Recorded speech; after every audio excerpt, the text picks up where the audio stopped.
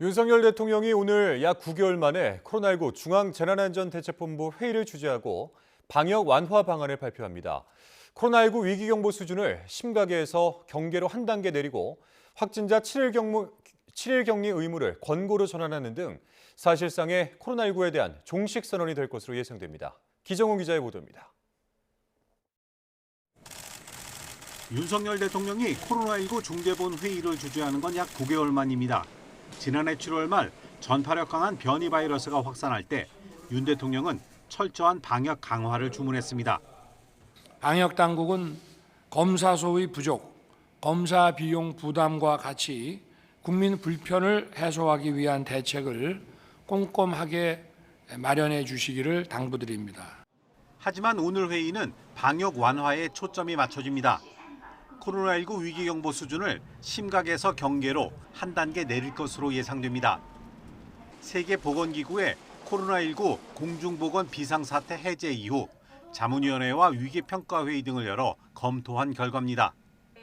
특히 확진자에 대한 7일 격리 의무를 단축하는 대신 권고로 바꾸는 내용이 담길 것으로 알려졌습니다.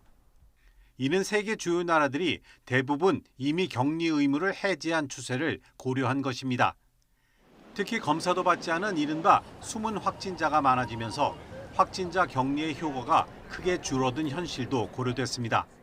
훨씬 낮은 비율의 감염자가 확진자로 드러나고 있기 때문에 격리 의무라고 하는 것이 실질적으로 가지는 의미가 지역사회에서는 많이 퇴색하고 있는 상황이라고 볼 수 있습니다.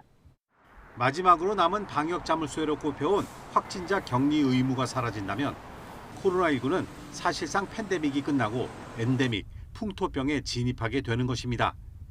2020년 1월 말 국내에 첫 환자가 나온 지 약 3년 3개월여 만에 사실상의 종식 선언입니다. 중대본회의에서는 병원이나 약국 내 마스크 착용 의무 해제와 임시 선별 진료소 운영 중단 등의 일상회복 로드맵 시행 내용이 발표될 예정입니다.